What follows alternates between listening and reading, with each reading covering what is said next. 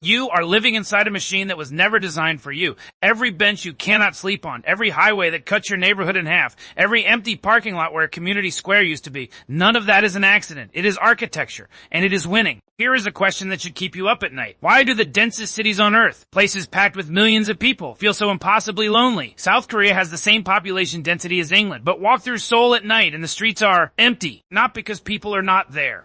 Because the city was never built for them to be outside together. 2,500 years ago, the Greeks built something revolutionary. Not a temple, not a fortress, an agora, a central public space where people gathered to argue, trade, perform, and simply exist near each other. The Romans copied it. Medieval Europe built market squares. Italian cities built piazzas that are still thriving today. For millennia, humans designed cities around one principle. Being together is the point. So what happened? When did we stop building for people and start building for something else? The answer is not a single moment. It is a philosophy, a way of thinking about cities that treats human beings as problems to be managed rather than lives to be lived. And once you see it, you cannot unsee it. In the 1950s, a man named Robert Moses decided New York needed more highways, not around neighborhoods, through them. The Cross-Bronx Expressway tore directly through thriving communities, black neighborhoods, immigrant neighborhoods, places where people actually knew their neighbors. Thousands were displaced. Entire communities were cut in half by concrete. And this was not unique to New York. It was the template. Moses built 406 miles of parkways and 13 bridges, and every single one prioritized the movement of cars over the lives of people. But one woman fought back. Jane Jacobs, a journalist, a mother, an activist with no formal training in urban planning,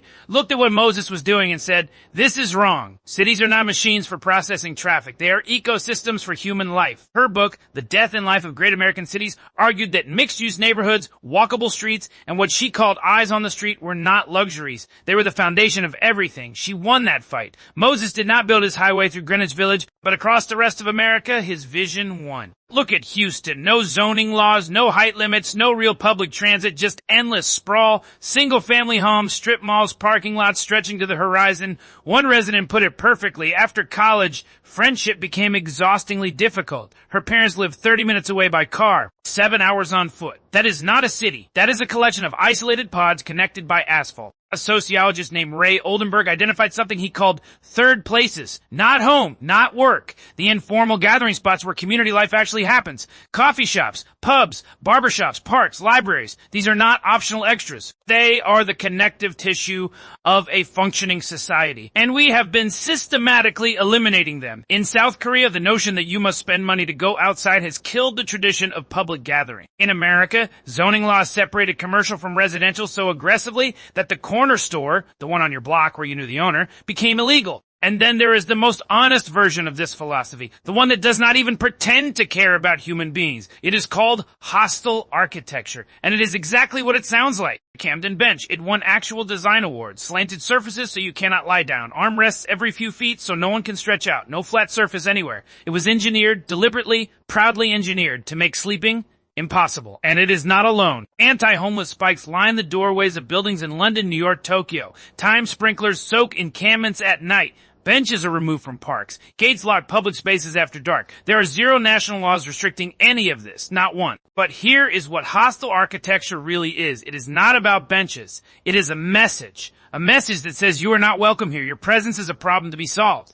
And that message does not just reach homeless people. It reaches everyone who walks past it. Every person who sees those spikes absorbs the lesson. This space is not for you. Public spaces become a privilege, not a right. Now you might be thinking, okay, cities are not perfect, but does it really matter? It matters. The former U.S. Surgeon General declared loneliness a public health epidemic. Roughly half of American adults report significant loneliness. The premature death risk is comparable to smoking 15 cigarettes a day. Cities carry a 40% higher risk of depression and 20% higher risk of anxiety compared to rural areas. And a 2024 study published in Scientific Reports found that the relationship between physical environment and mental health is directly mediated by neighborhood cohesion and loneliness. The buildings are making us sick. But here is where it gets complicated, because the people who designed these cities were not villains. They were solving real problems. Post-war America needed housing for millions of returning soldiers. Cars were freedom. Suburbs were the dream. Robert Moses was not trying to destroy communities. He was trying to modernize a city he thought was falling apart.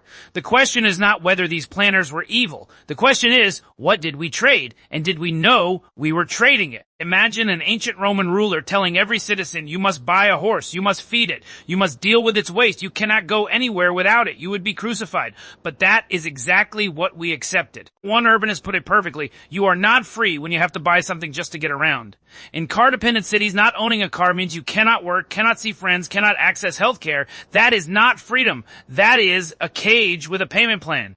The core logic of modern urban planning is this. Maximize commercial flow. Move goods efficiently. Move consumers efficiently. Move vehicles efficiently. Every wide road, every parking garage, every strip mall exists to serve the transaction, not the person. Compare a medieval market square designed for lingering, celebrating, gossiping with a modern Walmart parking lot. One is a place, the other is a corridor. We replace squares with transit routes. An American traveler visiting Brussels put it this way. Step away from the famous squares and the entire city feels dead. Cold, barren streetscapes. Wide roads littered with cars. Narrow sidewalks with no trees, no cafes, no reason to stop. Entire blocks feel sterile. The beautiful architecture is all above eye level. Down at street level, where humans actually exist, there is nothing. Belgium caters to cars, and compared to Dutch cities that do not, the difference is devastating. But some cities chose differently. In 1962, Copenhagen did something radical. They pedestrianized their main street, Stroget. People said it would fail. It was a massive success. Today, Copenhagen has over 96,000 square meters of car-free space, and the architect behind this transformation, Jean Gell,